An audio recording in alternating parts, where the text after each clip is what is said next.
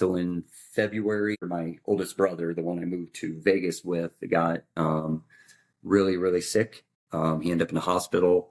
And so for a couple weeks, like 2-3 weeks straight, I'd go to work and immediately go hang out with him at the hospital for 3-4 hours, go home and repeat. And I just did that every day, every day. Then the weekends was I'd go hang out with him, do what I could. And he ended up dying 3 weeks later. And sadly enough, not to be the saddest person ever, but my marriage was coming to an end and we knew it. And we were just trying to kind of hold on to get through my brother's stuff. So I was dealing with some stuff. So my running became, just really my escape. And I, on weekends, again, I had Friday, Saturday, and Sundays off, and Friday, Saturday, Sunday was just, I'm out of here. And it was, out to the desert running and it wasn't anything nuts, but, run for 8 miles, 10 miles, 12 miles. And that's when the miles started to tick up because I was probably running through some stuff. And, and I'd head out like, oh, I'm just going to go out for an hour. And next thing I was gone for 3. And it's like, wow, I just did, 15 miles. This is your host, Brendan, and you're listening to the Ordinary to Ultra podcast. This podcast is all about helping you run your first ultramarathon and beyond. Tune in to hear new and experienced ultra runners share how they got into running in the first place, what inspired them to run an ultra, training and race day tips, and the gripping story of their first ultramarathon. Prepare yourself to be inspired as you hear stories of grit, sometimes failure, but ultimately triumph when our guests finally cross the finish line. Hey, Josh, thanks so much for joining me today, man. I appreciate it. Super excited to dive into your story today. Thank you. Josh, I'd love to have you share just a little bit about yourself, like, who you are, how old you are, where you're from, where you are now, what your family looks like, what you do for work, just that sort of thing. Okay. My name is Joshua Law. I grew up in a tiny town, 300 people in Illinois, middle of 5 children. Moved out to Las Vegas, where I currently reside, in 1998. I currently work for the police department here in town. I've been doing that for 18 years. Family-wise, I like to tell a story because to me it's kind of a funny story. So I've been married twice. I recently just got married 6 weeks ago. So from thank you very much. From my first marriage, she had a son that to this day his name's Anthony. I consider my kid. I was with him since he's 5. He's 28 now. And now with my new wife, she has a 6-year-old daughter named Paris. So I'm a new stepdad again. So that's kind of my family right there. So yeah, kind of interesting and different. Sweet. So, but it's awesome. Rope back into young kids again. Yeah. It's actually exciting. When you think, I'm probably over that, then one comes in your life and you're like, yep, no, it's good. Yeah. Well, that's really cool. Police, you said. So, do you typically run before work, after work? How do you get your runs in around police? Mainly, well, it's kind of mixed. Most of my long miles come on our weekends. Fortunately for us, we have 3 days off every week. We work 4 10s. But some days, if I need extra miles, I'll actually run into work.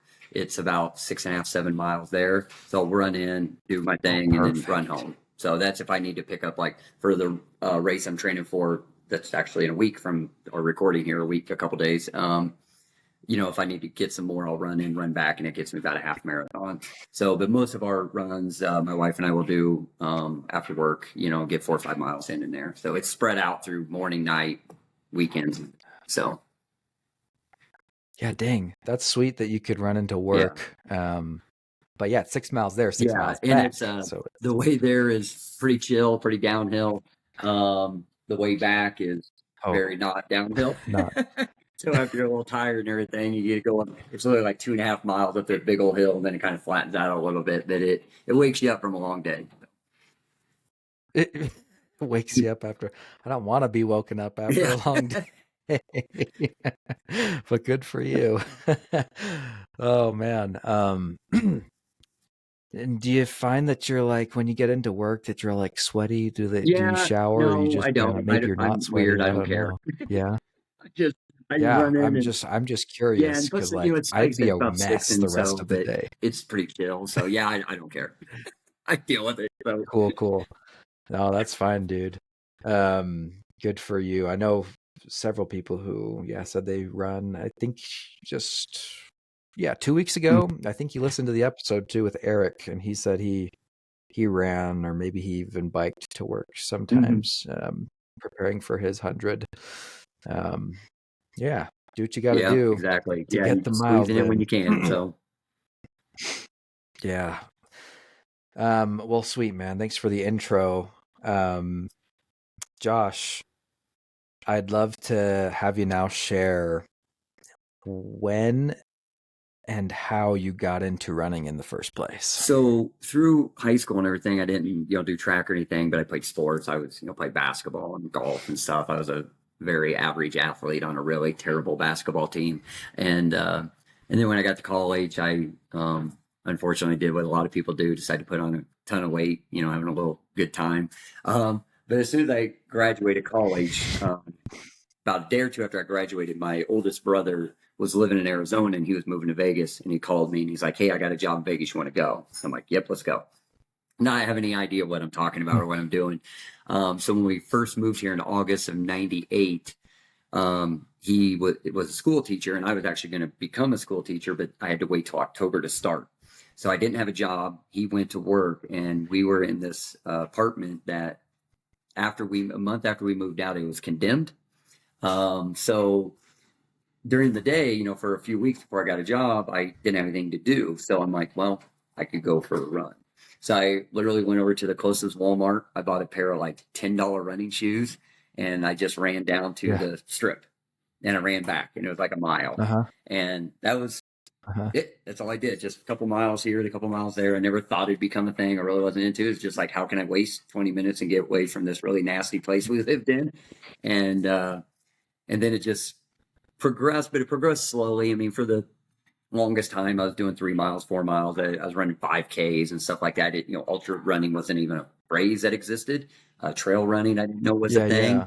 When when was this That would be that 90, you yeah, started doing this 98, Walmart run? 99, around 98? there. That's right. Yeah. So kind of funny Okay. story. My first Okay. 5K was about 6 months after I started running. And I just remember starting at Okay. the start line. It was at what used to be the Hard Rock Hotel and Casino. At the start line, to my right Okay. was LL Cool J, and to the left was Ed McMahon. Yeah.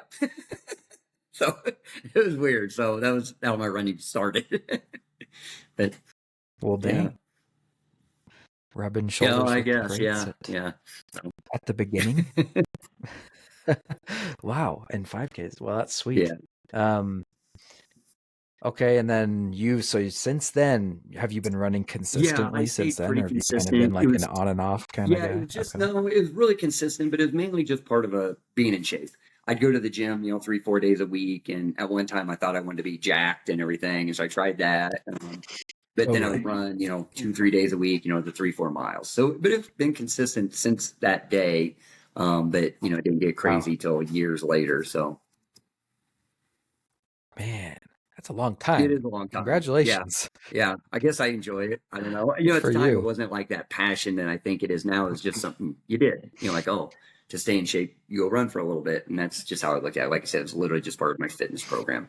So, Yeah. Yeah. Well, same for me. That's why I got into it, right? To lose some yep, weight, lose exactly. some of Yep. that dad Yep. weight that I put on. Um, so when did you start getting more serious? I don't know if you like started doing some half Yeah. marathons or Yeah, I did. marathons, like That probably working would have up the been, distance. oh boy, 2008, give or take. I made friends with a Yeah. guy who did them, and he's like, "You should run a half marathon." And I was kind of like, "Why?" Um, so I went out with him, and it was back to back years. Ran the same half as mainly it was a road half. It wasn't a trail or anything, and I really enjoyed Yeah. it. And then that became kind of my thing. I was going into like Southern California and stuff and running them, and I probably did 20 some half marathons. And I was just like, oh, Okay. that's a good distance. And I still think to this day, half marathon is one of the best distances. But just really enjoyed it Yeah. and never thought he'd go much beyond that because I'm like, why would you need to run further than that? So that probably went on till 2013, give or take, something like that. So where I, did Okay. those, whatever, 15, 20 of them. So Yeah. That's a lot. And then in 2013, did you do a I did, marathon? I Or think it was 13 or 14. I did my first road marathon in Long Beach, California. nice. I about died. I Okay. was so ill prepared. I didn't know how to train. I didn't know anybody who did these things. And oh my God, it was the worst experience. I don't Yeah. know why anybody ever does them. To this day, I think road marathons are the worst, hardest races on the planet. And then the next year, I did another road type marathon with my family up in the Seattle area. They all flew out there. I flew out there and met them. And that was the last of my road marathons. And then it progressed to what I do now. So, Yeah. Oh my goodness. So what makes the road marathon so it's terrible to hard. you? So And well, to me, if you want to, if you yeah, want to go out there and explain. say, hey, I want to do a 4 hour marathon or whatever, you have to push, you have to run. And it's a lot of effort for a long distance. And long story short, I met a guy one day and we did a long run together. And he told me about, ultra running. It is when I got into it. And he goes, the best thing about ultra running, he goes, it's a lazy man's way of running. I'm like, well, what do you mean? He goes, because when we get tired, we walk. And I go, yeah, that's a fact. We get tired, we walk. But when you're doing a road marathon, you said a thing. You got to move. And it's hard. So these people that do road marathons over and over, God bless you. That's hard work. I would rather run 30. I'd rather run 50. I'd rather run 100. Dude, that's 26 on the road. So, Okay, I completely understand that. I just needed you to yeah. say it, so the people listening can know. If you're preparing for a Yeah. marathon, yeah, the vibe is so Yeah. different. For It's sure. like Absolutely. everyone's everyone's out there to freaking Mm-hmm. cruise and set Yeah.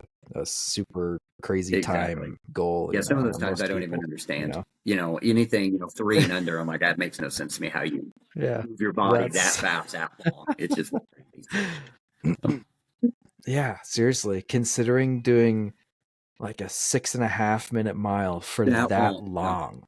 I Oh my I did a gosh. crazy weird run this weekend and I averaged like 7:30 during it, 7:40, which Wow. that's burning for me. My hamstrings are on fire. So imagine taking another minute off. Yeah. I'm like, I can't. It's crazy. So Yes, it's crazy. Yeah, I agree. My first marathon that was this January, so it was like 4 months mhm. ago. Yeah, it was I was running Which is a good a little pace. over 9 minute. Yeah, like the whole Yeah. time, like I did progress up to 10 minute 30 at the end ish. I was starting to slow down, like the last 4 miles maybe. But I kept that 9 minute pace for almost the entire way, and it was Yeah, it exhausting. is. Like that's Yeah, I mean that's oh my impressive there. That nine gosh. minute is, or even 9:30. That's cruising too. So, man, good on you. That's awesome. Yeah, man. Well, thanks. Yeah, it's even if that's about a 4 hour Hmm. marathon. That's hard enough, That was man. my first Anyway, one was so yeah, 4, the and vibe. that was funny. Yeah, yeah, yeah. That's cool. Nice. But yeah, vibe's so different. And you mentioned training was lacking, I guess, for Yes. the Yeah. marathon. Like, what kind of training were you I putting was in putting for up to that? maybe 9 miles. I just Nine had it, miles like a my week? long run was like 9, and that's all I did for the Okay, your long marathon. run. Yeah. Oh I shoot. was doing Oh shoot. 3, 4, 5 runs a day or a week. I was getting it build up there, but it was 4 here, 5 there, then 9. And I'm like, well, if I can run 9, I could do that a couple times. No, I mean, I had Yeah. no point of reference. I really, like I said, I hadn't started reading books and doing podcasts or anything of that sort where I was just, winging it with no knowledge in it. It showed. I had no knowledge. I had no idea what I was doing. Didn't know how to eat, drink, just ran. So, Hey, but you did yeah, it. that's right. Yeah, I did it. Yep. And you finished it. I'm glad those are over. So, Yeah, man. Well, good for you for getting there anyways. I mean, that's really hard. And now you know. Yeah. I would I think my longest practice run was 18 and see miles for that's a good the one. That's a legit practice run for a marathon.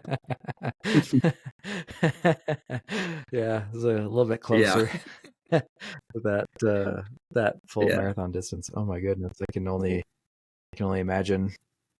Yeah, that would be hard. So you ran these couple marathons and you were like, that stunk. And you met a guy, you said you met a guy who told you like you should be doing ultra marathons Well, so instead. no, he was the one that got me into like the half marathons, and he's the one that suckered me into the full Oh, he was? marathon. And then I was talking up the Okay. full marathon. Everybody should do it, that my family did.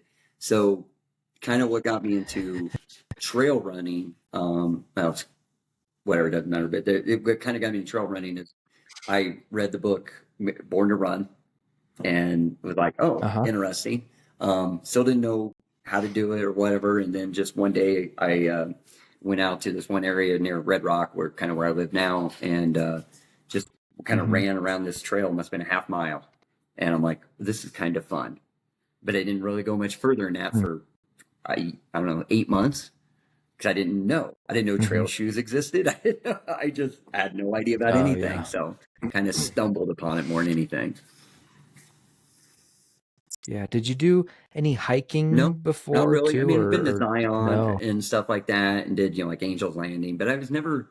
I enjoyed it. I love being out, but I like to joke, and my wife and I like to joke that one reason I like to trail run is we get bored hiking. It's like if there's a tree that we want to see, we want to get there as fast as we can and go see it. But yeah, I wasn't the most outdoorsy person. I mean, I was running outdoors and stuff, but not like, out in the mountains and stuff. So not really. It just kind of went from zero to right to trail. So to trail, like road to trail, really. Interesting. Okay. So what led to you signing up for your, I don't know, did you sign up for some like trail halves and trail, I did like shorter trail races? Yeah, I did a trail when you started half. doing that. I did a trail 30K, about 18 miles. And again, at the time, I'm like, that's plenty, that's enough. And I mean, I live in Vegas, and our trails they can be rough, and they're great. We have a million of them, and they're awesome. But after that 18 miler, I'm like, yeah, that's plenty. There's no need to go further than that. And then a trail marathon showed up a few months later, and then it went nuts. So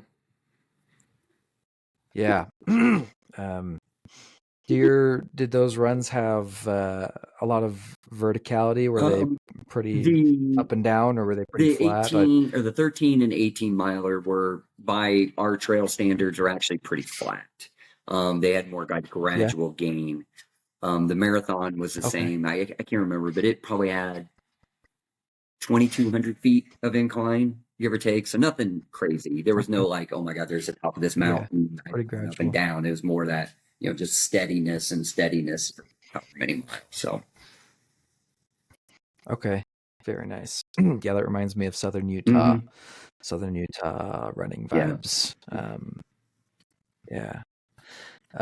Okay. So you did a couple of these trail runs. Were you getting into like trail running gear at that point? You're like, I need to get some like getting the trail shoes, the vests, the hats, the shorts, and I went and started dressing like a trail runner everywhere I went. Even though I don't know if I was technically one, but I bought into it full bore. Yeah, very nice, very nice. And okay, so you started upping your miles, and what led up to you running? Or first of all, when did you like? I guess you read Born to Run, and Born to Run, does it introduce ultra running? Yes. They talk about as a that concept. tribe in Mexico that can run for hundreds of miles or whatever it is, and the writer took some ultra runners down there, and that's when I'm like kind of almost heard the phrase ultra runner for the first time. And it was like, oh my God, these people run 30 miles, 40 miles, 50 miles, 100 miles. And it just blew me away. And, it kind of motivated me to think, could I do that? And I didn't think I could, because these people seemed, superhuman to me. And, but that was really the introduction to it, and starting to progress. So. Yeah. Okay. So then, but you still hadn't signed up for No. one when you read it. You were, you started doing trail running sort of Yeah, after that, I yeah. think. It's just a couple Um, races, and then just the weekends I had to go hit the trails and mess around and try to figure things out. So so okay, what pushed you over the edge? What well, pushed you to sign up for if it was a 50K or 50 so the miler? first I want to one hear was a 50K. what that looked like. So kind of Okay. a every, I guess, ultra runner, whatever you want to say, trail runner, ultra runner has kind of an origin story. I always laugh because I listen to your podcast and tons of other podcasts, and when I do it, I laugh like because never no like ultra runner's origin story is ever happy. You know, it's not like they were coming from a great place in life and decide I need to go run 100 miles. It seems like so. So in 2016, which was the year of my first ultra, September that year, it was not a real banner year. So in February, late February of that year, my oldest brother, the one I moved to Vegas with, got really, really sick. He ended up in the hospital. And so for a couple weeks, like 2, 3 weeks straight, I'd go to work and immediately go hang out with him at the hospital for 3, 4 hours, go home and repeat. And I just did that and every day, every day. Then the weekends was I'd go hang out with him, do what I could. And he ended up dying 3 weeks later. And so and sadly enough, not to be the saddest person ever, but I was also at the end of my marriage was coming to an end and we knew it. And we were just trying to kind of hold on to get through my brother's stuff. So I was dealing with some stuff. So my running became, just really my escape. And on weekends, again, I had Friday, Saturday, and Sundays off. And Friday, Saturday, Sunday was just, I'm out of here. And it was, out to the desert running and it wasn't anything nuts, but, run for 8 miles, 10 miles, 12 miles. And that's when the miles started to tick up because I was probably running through some stuff.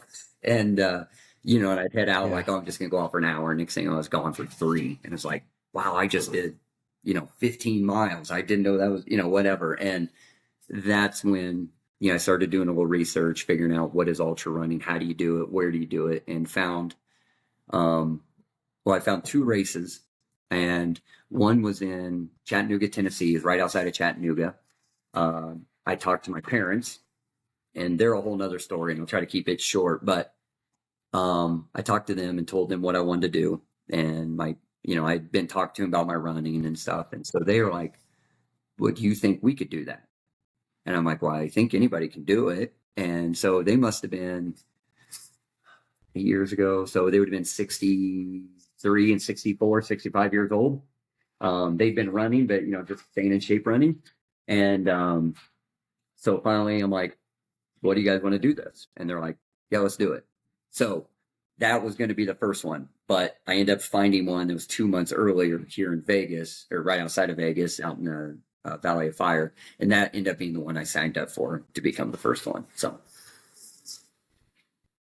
With your parents. the second one was with my parents. The first one was alone. I Got kind of it. Got cheated. it. I got to practice one in before I went and did one with my parents. You got antsy. You were like, I need to do this Yeah. now. I found it. I was needing something, and when I figured out how to sign up for ultras, I saw that one that was local, and I'm like, well, because one advice I saw through my research was they said, do your first one close by. Because, you're using your own house, your own food, your own bathrooms, your own bed, and then you go do it versus trying to pack and prep in a hotel and stuff like that. So that's why I chose the one I did for the first one. Smart. Man. Well, I appreciate your openness and sharing like what was happening in your life. That's important. It's important for others to hear. It is common, I think, to start ultra running for whatever Yeah. reason in hard times. Yeah. My dad, one time Why? in We need that harder things 2000, to do. actually, So right, 2017, 2018, my dad asked me, I talk to him every weekend. They live in Illinois. And he just asked me, he goes, you ever think you're running from something? And I just laughed and I said, well, yeah, of course I am. He goes, okay, just making sure. oh yeah, So, openly admit that. so it's like, it's such, I always, I tell everybody it's so good for up here as much as it is anywhere else. So yeah, it's what I needed at that moment. So Yeah, dang. I feel that. I'll just say that this podcast and running, I think I've mentioned in other episodes recently, really helped me get through. Like this podcast and running helped me get through my time of unemployment that happened the last few months. It was some of the roughest. I mean, it wasn't that long. I'm blessed that it wasn't that long. It was only 2 months, but that was 2 months of uncertainty if I was going to be able to provide for my family. That's And it was scary. terrifying. So I could understand it. But And it yeah, shows a lot running, about you that I you're, got all this extra yeah, time. well, that's true. So You have extra time, but, so it had to been so stressful. And, stress is a very yeah, good reason to do nothing, and you kind of fought through that. So that's freaking impressive in itself. So. thanks, man. No, that's true. There's the part of you that's like, I just don't want to do anything.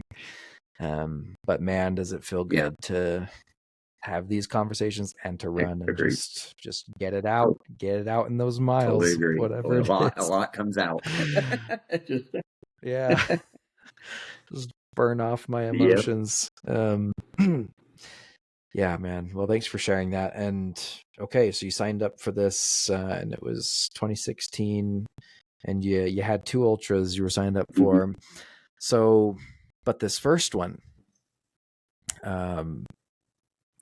what did training look like for your first 50K? So, it was a trail one. So I, spent a lot of time out on the trail, obviously. And at that time I was still discovering a lot of trails. So I would just kind of drive to the west side of town or the south side of town and, I get on the lap, like, oh, here it is.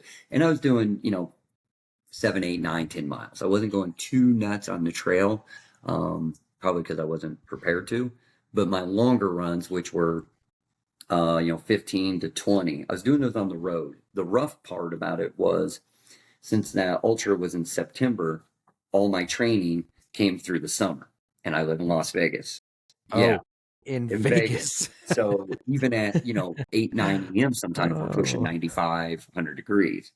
So what a lot of my training became on the road was, if I needed to do 15, I would find a grocery store or a gas station. It was like 7.5 miles away or 8 miles away, and I'd run to it. I'd go inside, get a drink, steal their air conditioning, cool down, and then turn around and run home. And that became like every Saturday. I would just find a different gas station or a different grocery store at the halfway point. I'd run to it, cool down, run home. And that was about all my training for that one. Just trying to, and run out in the desert in the summer. It's just, we don't have any trees, so it's miserable. So that's why a lot of my miles end up coming on the road, because I had to find some AC or I was going to die out there. So now I always try to do a lot of my ultras later in the fall or winter, so I can train in the fall and winter versus trying to deal with that nonsense out here. So yeah, that's interesting. So what are Vegas temperatures in like January? Amazing. That's the nights get 50s, upper 40s, 50s in the daytime, upper 50s, 60. It is amazing training between November and March-ish, April. It is the best training on the planet. The weather's awesome. We get a little rain here and there, but it's and you can go running. My wife and I will go running at 5 p.m., 4 p.m. And it's gorgeous. But here starting about now, we try doing it now, and it's 90. So it makes it a little rough. Yep. Dang, that is interesting. Thanks for sharing that, because that climate totally changes the way you would be training. And so that was through the summer that you were training, so you were doing this crazy. I love the gas station run thing.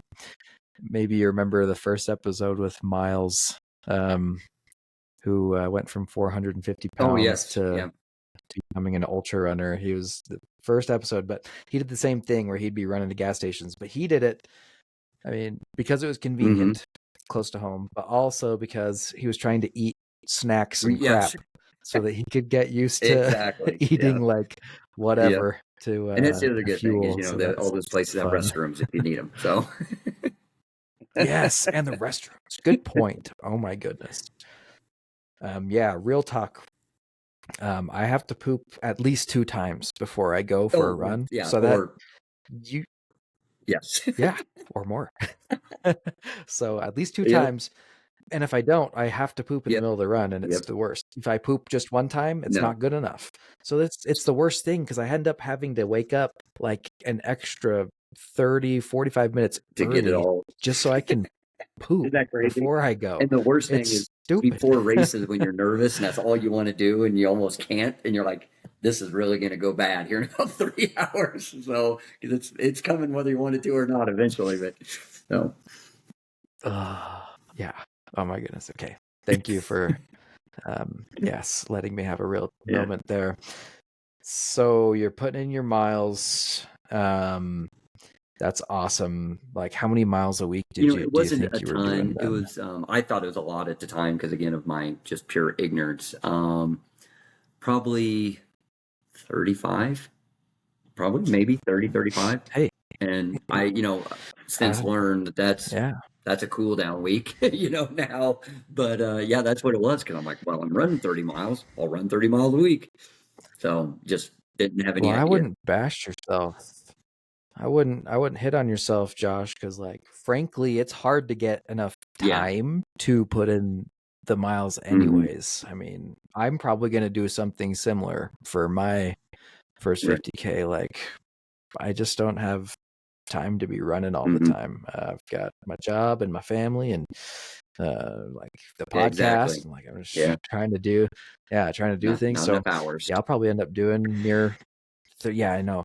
Probably around 30, 35 miles to prepare, just because I know that will get me It to the will get you finish there. line at least, It definitely 100% will. I mean, may not be first, Yeah. but who cares? You're finishing that thing. I guarantee it. So Yeah. So just getting at least the distance of the mhm. race, I feel like is a pretty good baseline, like as long as you get that many miles in a week. But anyway, sweet. So 30, 35 miles, and okay. Anything else pre-race that you want to share, or do you want to just get Well, into race yeah, day? I'll say one thing. It was just kind of interesting because in that same year, unrelated to everything else, my diet completely changed. So I was one of those, thought, and I'm not saying they're wrong, but just at the time, carbs, this, then protein and avoiding fat. And then literally 2016, it flipped to where I was eating just, and I didn't go keto or anything, but just copious amounts of fat, copious amounts of protein, and a lot less carbs. And it completely changed me. So, Hmm. yeah, my diet was so Hmm. leading to race day and on race day, I basically lived on, bacon, pickles, sausages, stuff like that. I was almost taking in no carbs whatsoever, even during the race, because again, I didn't know. I just like, well, this is what I eat every day. Why would I change?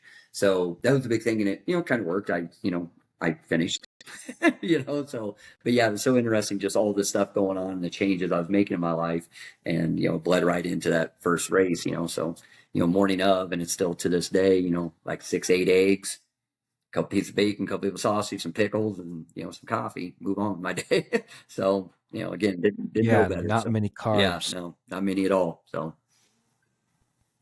but and do you regret no, that? not at all. I mean, that's still my diet to this day. Yeah. But Okay. Works I've for you. learned a lot of things to where, like right now, I'm at, wherever I am, 9, 10 days away from my next 100. I start introducing more and more carbs leading up to the race because I've learned that's what you survive on out there. I didn't know that at the time. I just survived on, ignorance, I guess. But yeah, so coming up on race time, it Survived changes, on but my ignorance. normal is still basically that. So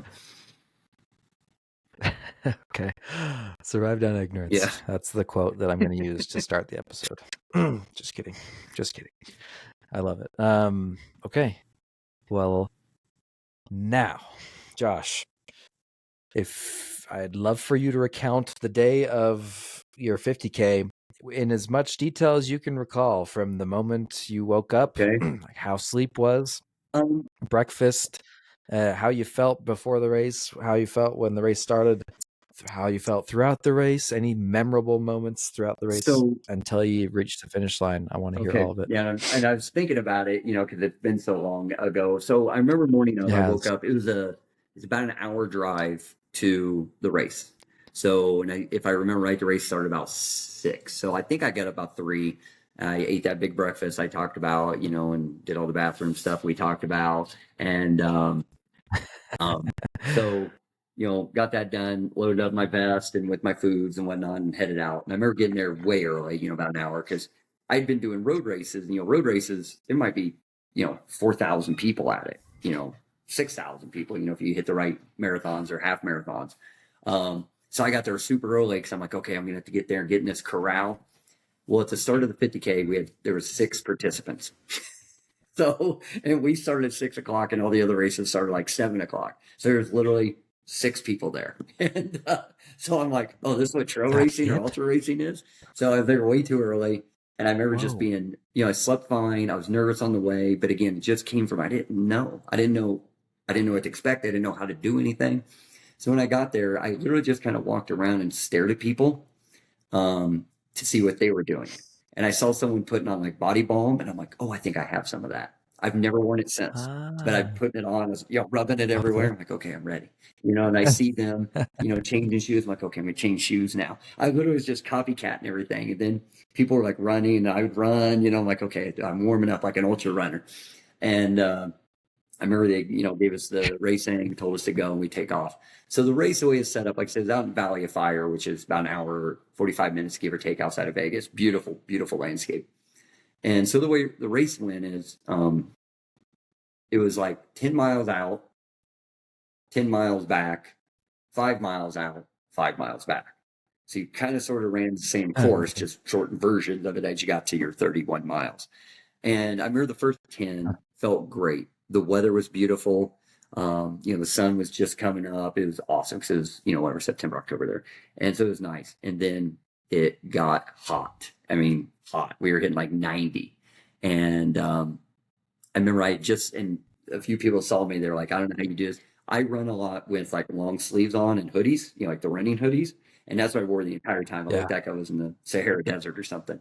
I just remember running and not really thinking about a whole lot. Just, again, not knowing anything, just kind of running, doing the thing. And, every aid station, just fill up water and eating more pickles and pulling bacon out of my running pack and everything like that. And, nice.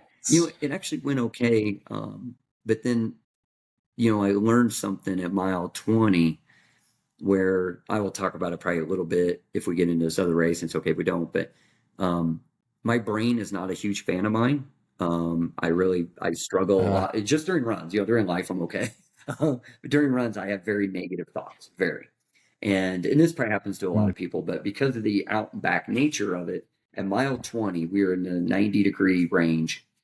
I'm sitting there just hot, dehydrated, hungry, not knowing what's going on. I turn around and my car is 30 yards away, and my brain's like, just get in your car, dude. And it's like, what are you doing out here? You don't belong out here. I don't know why you're doing this. What do you have to prove? Blah, blah, blah. And I'm just sitting there staring at my car, filling up my water bottle. And I'm like, I don't think that's how it works. I just turned and took off to go do the other 5 and then turn around and come back. So it was really a unique experience. One that, a lot of people talk to me about running because they know what I do. But I always say, I'm not here to tell you to be an ultra runner, but I need to change that because you almost need to, because boy, do you learn a lot. And some of it's scary, but that's what I dealt with for the next 5 miles out and the next 5 miles back, was just a lot of negative talk and a lot of self-doubt. And it was really weird because I usually just kind of run pretty low key, middle of the road. And it was just, turn around. What are you doing? What are you doing? This is stupid. And so it's not the most uplifting story, but I finished. I felt great at the end, and I didn't know what to do, so I just ate a large pizza and, called it a day.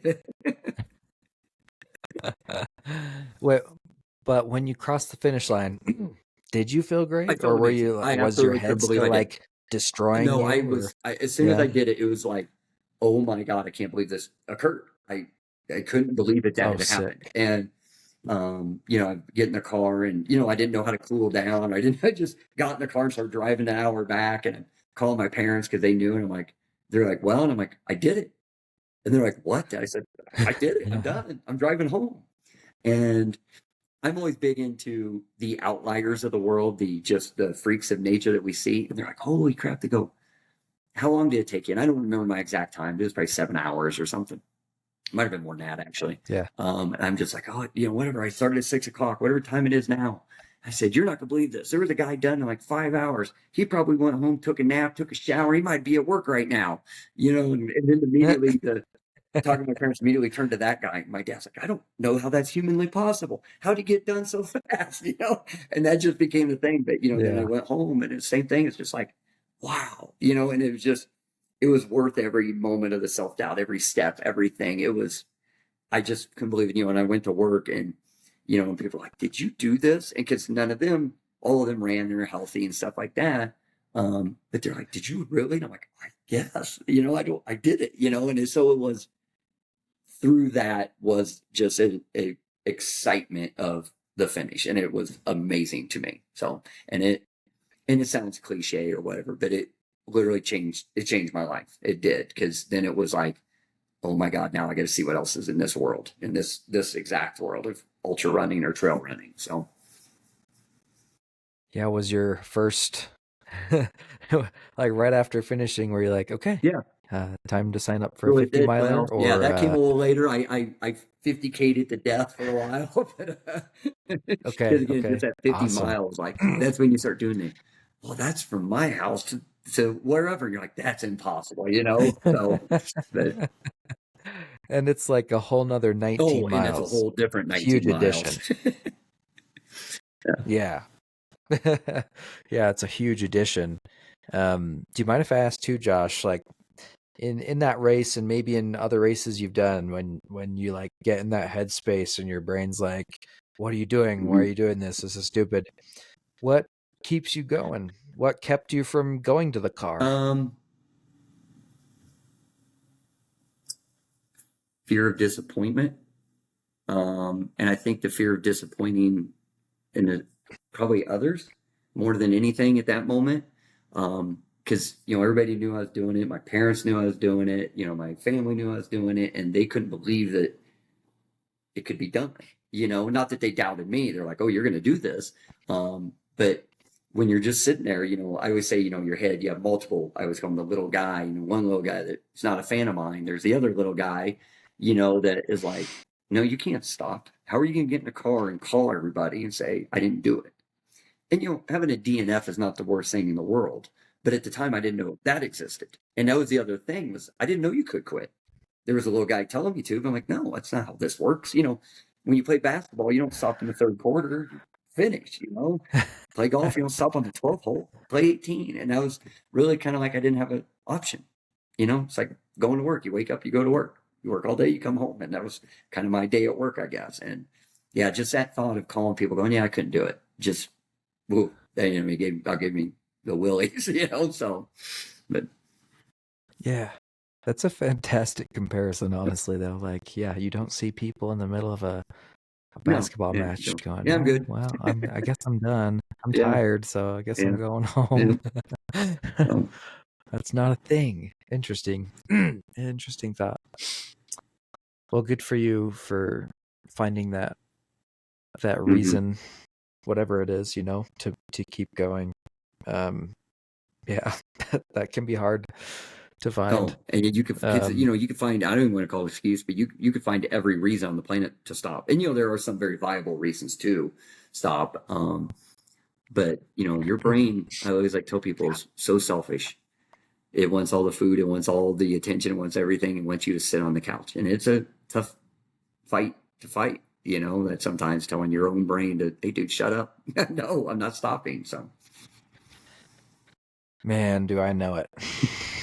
Yeah, thanks for talking about that fight, because it's real and not even just in running. You're fighting that other self, the self that would have you achieve less. Man, constant battle. But man, congratulations!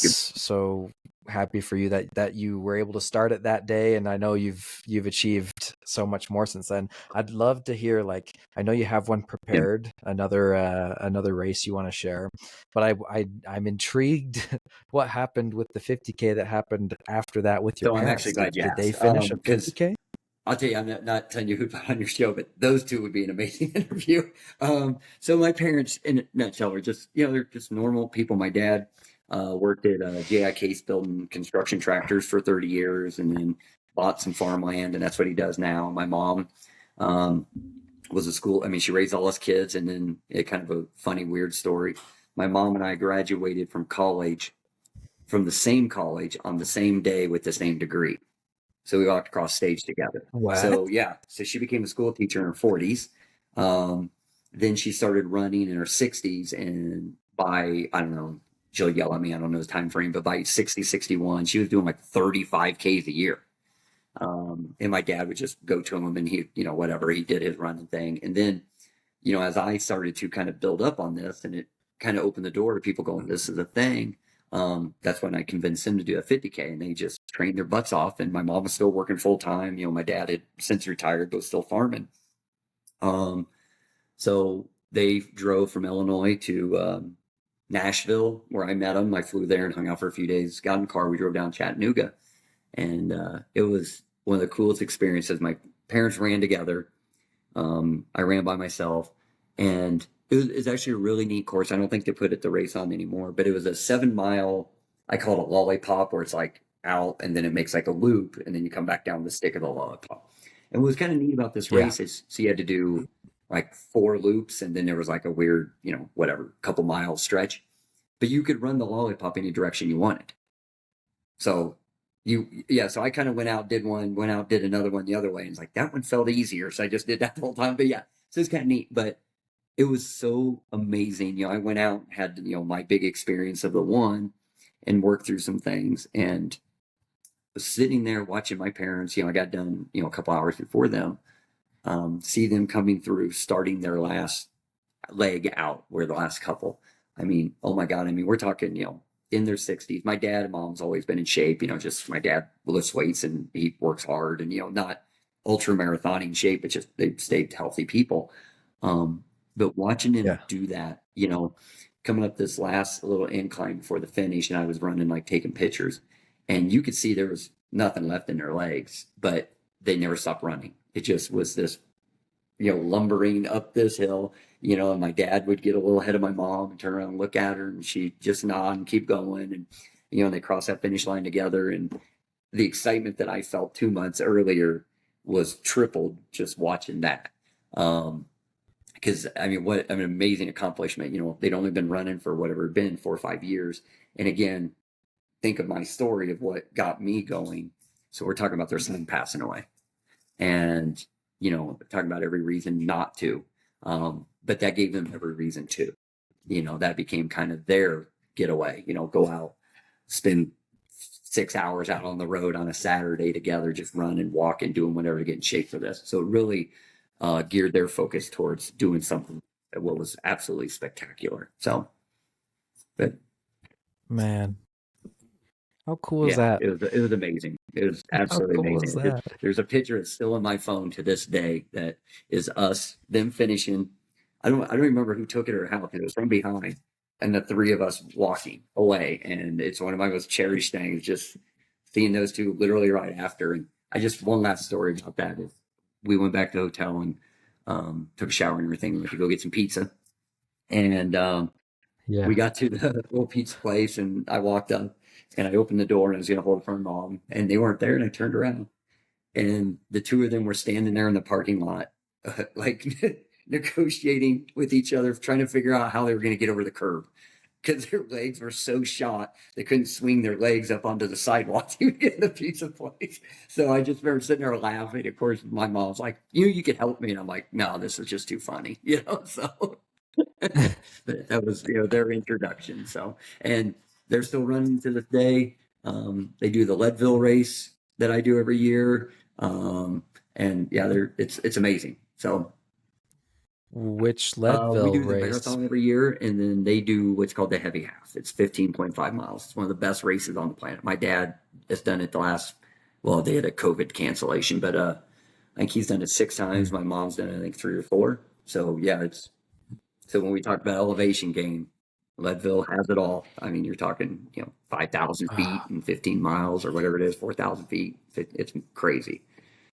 Yeah. Really? In their 70s now, still humping it. So Man, that is yeah, fantastic. Yeah, side note, you should connect me with your parents they'd be because an I would interesting love to story. have them on. I'd love to have them on because I haven't interviewed, I don't think, anyone in their 70s, Yeah, definitely not even their 60s probably. Are you in your 50s, I Josh? turned 50 this 40s? year. Yep. 50? Yeah. Big 50. So yeah. Welcome to Yeah. 50. Nice. My dad's recently in his 50s as well. He's yeah, It's a good age. weird. I It's a always weird joke one it. 40s probably. and 50s are Yeah. the best because you can do the most minor thing, go run 2 miles. I'm like, oh my God, you're 49 and you run 2 miles. It's like, what do you want me to do at 49? But yeah, it's just like, I think it's the greatest thing because people when they're younger, you're like, oh, I didn't know you could move at 45. It's like, okay, you'll be fine, trust me. So, Proven. Yeah, that's what I love about ultra running is that it's so what's the word? I mean, anyone can anyone do can do it. it Yeah. regardless Yeah. of Well, I mean, age. the Like, 40-year-olds are who win it. I mean, you get in those yeah. big ones, and that's who's in it. It's amazing. So, yeah, and I mean, there's a race out Yeah. here in Vegas that's put on every year. This year, in the 48-hour one, there was seven. I think there's 7 guys in the 70s and above running it, doing a 48-hour race. Yeah, it's Yeah. crazy. It's That's amazing. I remember talking to Laura, I can't remember her last name at this moment, but Laura, who's on the podcast a few months ago, made a friend with an Yeah, 80-year-old yeah, I remember that. running. Yep, Yeah, you yep. remember that running a 40? I think it was Race of the That's the Ages, so it one. was based on how Yeah. old you were. So that guy was running like 80 80 hours, hours. Yeah, something. that is, again, like I What said, I the guess if your heck? feet still go forward, you might as well be running. That's so crazy. Guy ran 100 Mhm. miles and he's 80. That's that Nuts. is Yeah. awesome. So I love that about Yeah. ultra running. So yeah, connect me with your Oh, parents well, after I'd this. But enjoy it. okay, yeah, if they're willing Oh, to, yeah. that'd be sweet. They're a fun conversation. So, Good. Okay, I want you to be able to share your memorable ultra experience that's happened since your 50Ks. So that was in mhm. 2016. You've had 8 8 years years. of time Yeah. to run other So, things. So like, this what's a will crazy story be you in have? 9 days or whatever. I keep forgetting what date it is. That will be this 100 coming up will be my 30th ultra. Um, but the Wow. one I want to talk Woo. about for a couple specific reasons, but is my first 100. And I'll keep it shortish because I could go on forever. But long story short, it was held in Pekin, Illinois, which is in the center of the state of Illinois, in this state park at huge hills, 2 river crossings. It was crazy. It was a 10-mile loop. So I picked that one for a couple of reasons. One, like I said, my family are all either in Illinois or on the Illinois-Iowa border in Iowa. So when I thought of it, first person I talked to was my girlfriend, now wife, and was like, I want to do this. Would you go? And she's like, well, of course. She's a runner. She's a freak herself. She's like, yep, I'm going, of course. I said, okay. So I called my family and said, hey, I want to do this, but I don't think I can do it if you guys don't show up. And to every person in my family except for one, my brother, he lives out here. He just can get time off work. They all showed up. So every lap I ran, except for the first one, I had to run by myself. Each person from my family or one of our family friends took a turn and ran with me. So literally, and I can't remember the exact order, but it's like Oh, second lap was like my sister, my third lap was my dad, my fourth lap was one of my brothers, and then his family friends, and then my sister-in-law, and blah blah blah, and went on. And my wife ran 2 laps with me. Yeah, I think 2 laps with me also. And every lap I'd come through, how long were these 10, laps? 10 laps, and 10 they were miles. great.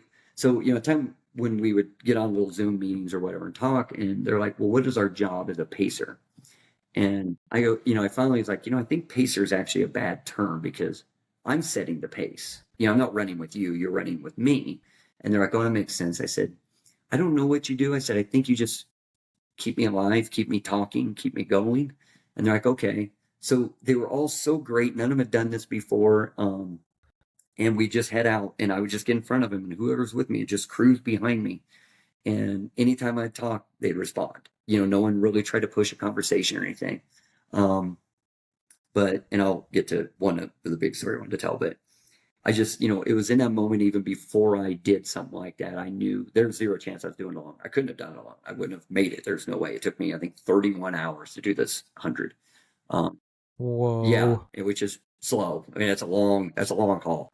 Well, And it's just yeah, long. it's just, and I think it was at whatever, 2, 3 in the morning, and I was running with my sister-in-law, and we were coming up like mile 6, 7, whatever. And I looked at her and I'm like, hey, Sheila, I go, do you see that horse up there? She goes, yeah, I saw him earlier. There's like 4 or 5 of them. I said, no, I don't, not them. I said, the one right in front of us. And she goes, what horse? I said, the one with the guy with the blue shirt on it. And she goes, yeah, okay. So we ran like 100 yards, and I just turned around. I'm like, oh, never mind, that's a stick.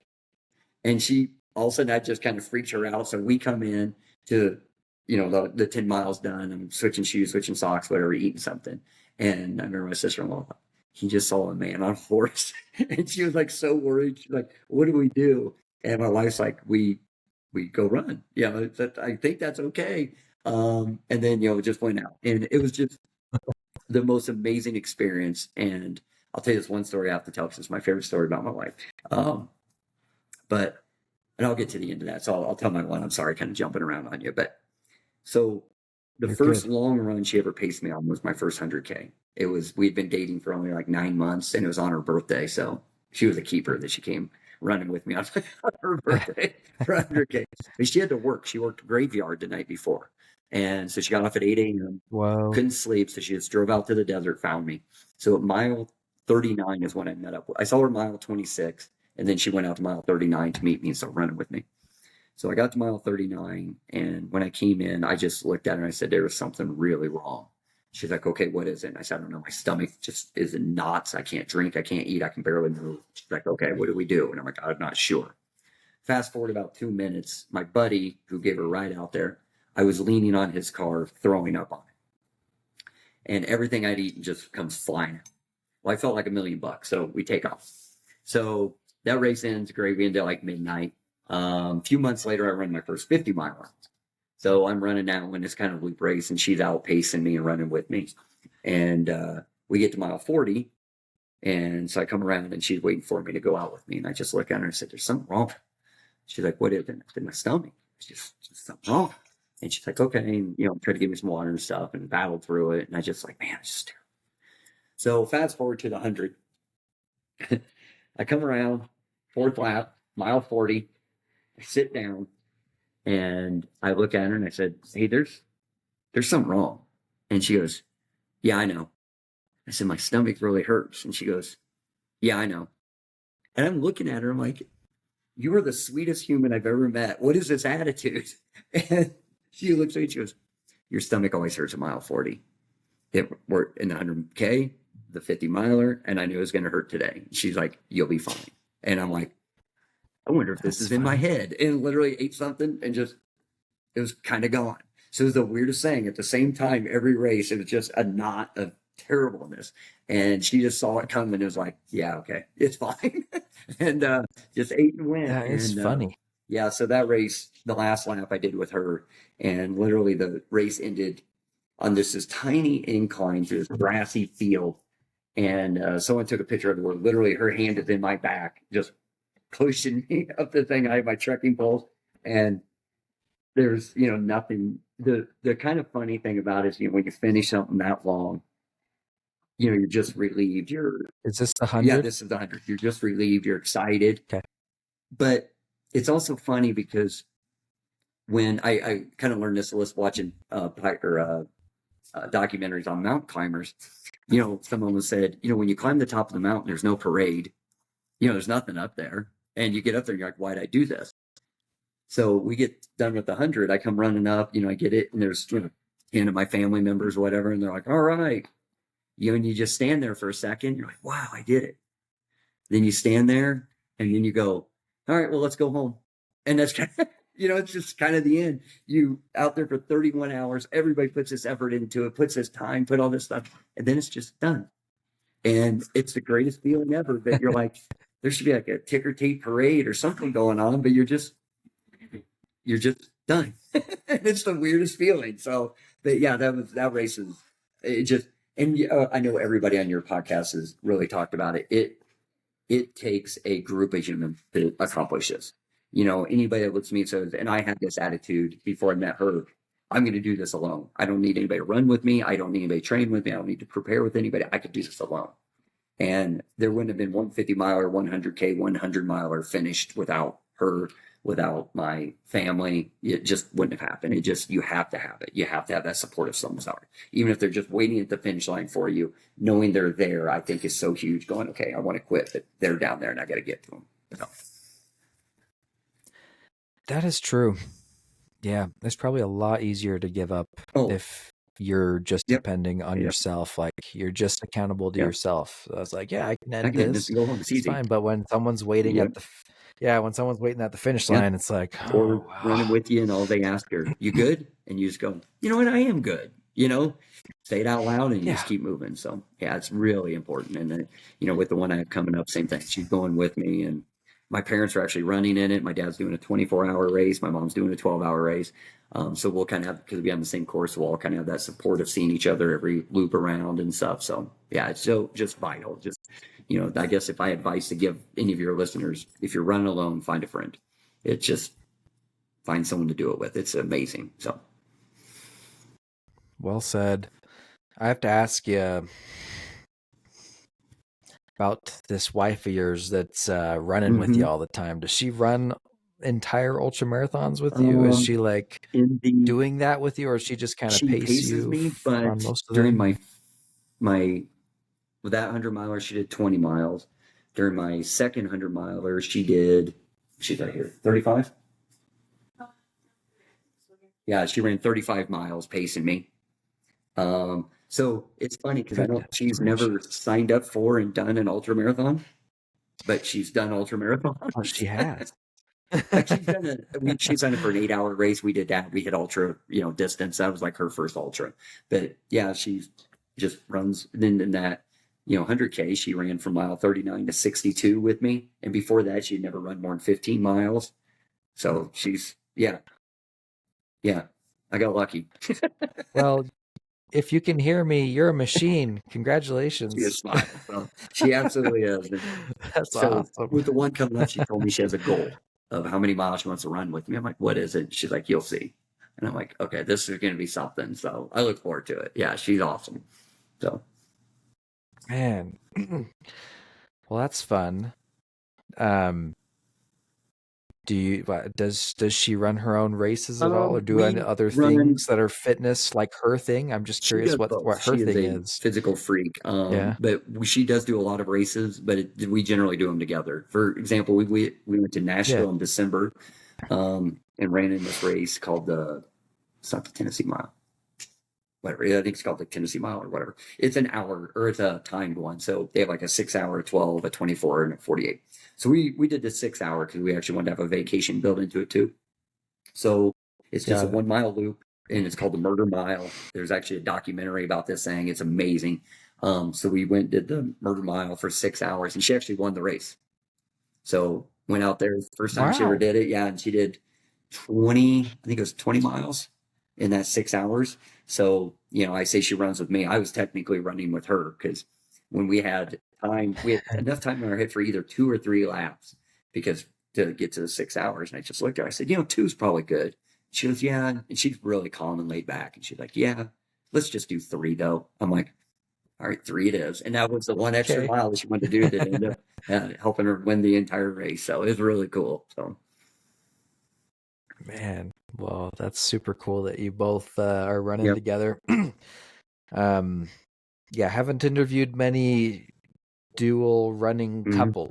Like it's usually like one psychopath in the family. And I listened to the one, I think you had a couple on that got into the argument during their 50 miler. Yeah, that one was funny. I can understand it for sure, but fortunately when we run, we really have a good time. But listening to them was like, oh, I get that. It's hard, but so. Yeah, that's so cool. It's cool that you have that built-in running buddy. You know, I know many other folks just, you know, find running friends, and Yeah. that's their running crew, and they go and travel together Which, and do you know, road can be runs. just But as cool useful and beneficial. just Yeah. as good, yeah, for sure. But pretty cool you have that built in. Anyway, that's really cool, and I appreciate you sharing your story of your 50Ks and your 100-miler, and how it felt when you crossed the finish line as well, because yeah, it's different every Yeah, time. 100%. It's well said on your part. It is. I mean, some you just, you know, go across and you're just like, I got to get home. You know, it just was awful. And other ones you're just like, you know, high fiving yourself, like, oh my God, I can't believe we did it. So Yeah, so interesting how that is.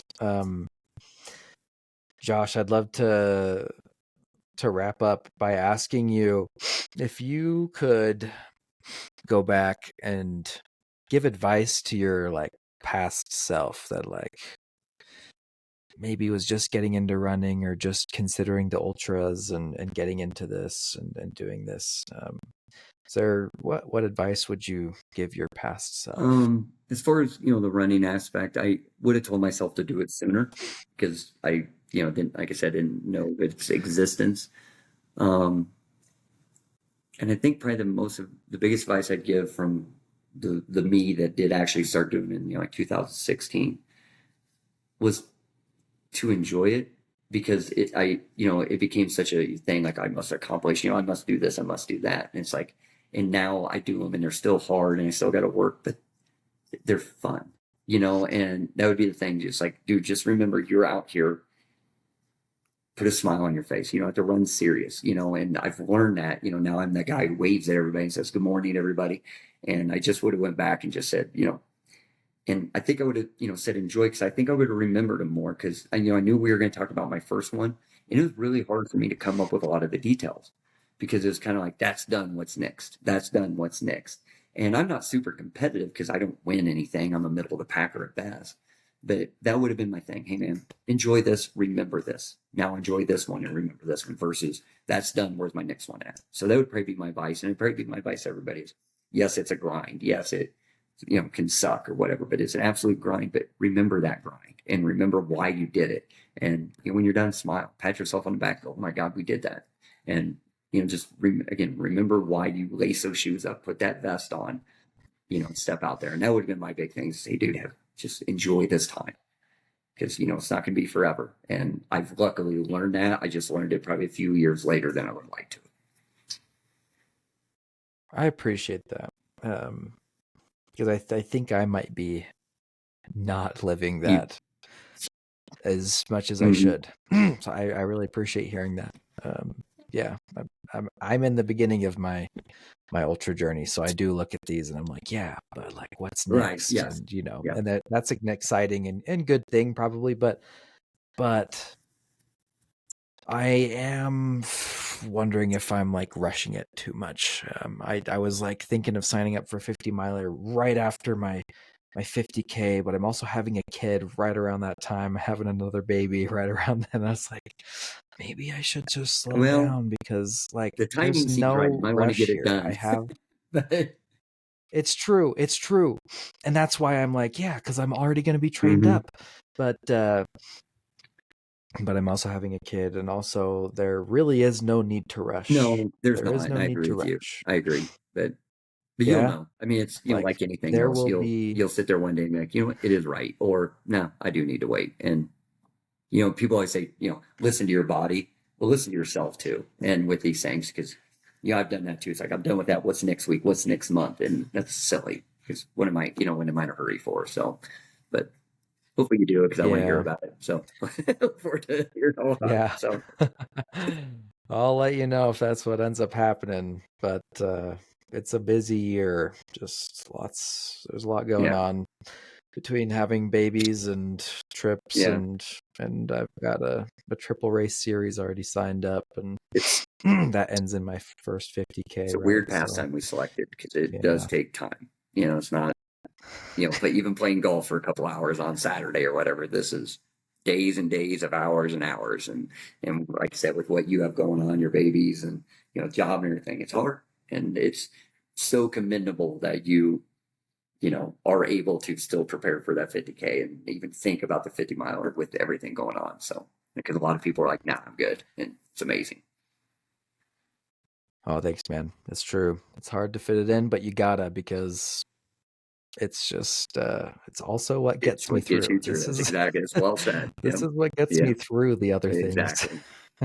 So, Well, thanks for that advice. Again, yeah, enjoy enjoy it. it. Yep. Enjoy the Even when it's process. miserable, I find a way love to it. enjoy, at least enjoy it afterwards. So, Yeah, for real. That's great advice, Josh. Thanks so much for sharing today.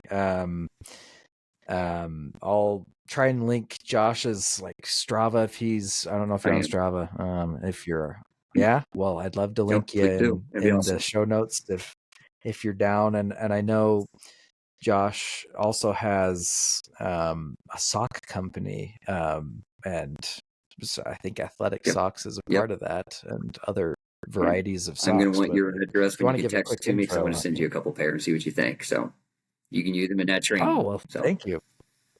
Heck yeah. But yeah, we'll link to that in the show notes as well. So he's got some sweet socks that could be good for yeah. training. But awesome. Thanks again, Well, thank you Josh. very much. I really appreciate it. It was awesome. Hey, your host Brendan here. I just wanted to thank you personally for listening to today's episode. As someone preparing for my own first ultramarathon, I've found these conversations to be super valuable, and I hope they are for you as well. Whether you're listening on Apple, Spotify, YouTube, or somewhere else, make sure to follow or subscribe so you know when the next episode comes out.